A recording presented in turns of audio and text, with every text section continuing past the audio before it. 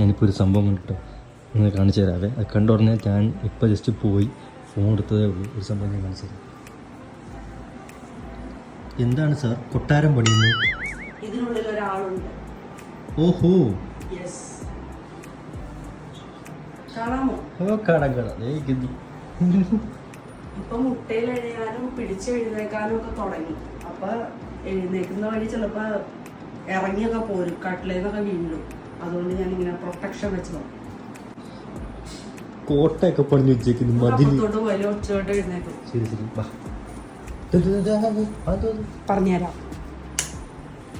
അവനെ കട്ടിലേന്ന് വീണ ഒരു ദിവസം. ശരിക്കും അവന്റെ മുറിയിൽ നമ്മൾ ഇങ്ങനെ കംപ്ലീറ്റ് ബോർഡൊക്കെ അടിച്ച് കട്ടിലിന് ചുറ്റുമൊക്കെ പ്രൊട്ടക്ട് ചെയ്തിട്ടുണ്ട്. മുകളിൽ കൊണ്ടുവരുമ്പോൾ മാത്രം ഞാൻ ഇങ്ങനത്തെ സെറ്റപ്പിലൊക്കെ അഡ്ജസ്റ്റ് ചെയ്ത് വെക്കും. അങ്ങനല്ല, നമ്മൾ ആദ്യം വെച്ചിരുന്ന ചുറ്റും വെച്ചിരുന്ന ഒരു പ്രൊട്ടക്ഷൻ വെച്ചിരുന്ന ബോർഡ് നെറ്റൊക്കെ അടിച്ചേക്കുമായിരുന്നു.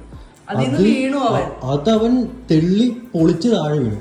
അതുകൊണ്ട് ഞങ്ങളിപ്പോ മറ്റേ പ്ലൈവുഡ് വെച്ച്, കട്ടിയുള്ള പ്ലൈവുഡ് വെച്ച് ചുറ്റൊക്കെ അടിച്ച് കുറ്റിയിട്ട് കയറാവുന്ന ഡോറൊക്കെ വെച്ച്. ഇതെന്താന്ന് ചോദിച്ചില്ലേ, ഞാൻ പറഞ്ഞില്ല അവനിപ്പോ മുട്ടയിൽ എഴുതുന്നുണ്ട്, പിടിച്ചെഴുന്നേറ്റ് നിൽക്കുന്നുണ്ട്, അതുകൊണ്ട് വീഴുന്നുണ്ട്. സോ തലയ്ക്ക് പ്രൊട്ടക്ഷൻ കിട്ടാൻ വേണ്ടിട്ട് ഞാൻ ഇങ്ങനെ തല വെച്ച് കൊടുക്കും. അപ്പൊ ഫ്രണ്ടും ബാക്കും അത്യാവശ്യം സേഫ് ആണ്. ഇത് അതിന്റെ കൂടെ എനിക്ക് ക്യൂട്ടായിട്ട് സാധനം കിട്ടിയത്. അത് ഇടിച്ചാൽ മതി, ബാഗ് പോലെ ഇതിങ്ങനെ ഇരിക്കും. ഈ രണ്ട് സാധനം കയ്യിൽ കൂടെ കടത്തിയിടാം, രസമായിരിക്കും. ഉറങ്ങുക, എഴുന്നേറ്റ് കഴിയുമ്പോഴത്തേക്കും ഇത് ഇടിച്ചിട്ട് ഞാൻ വീഡിയോ ഇടാം.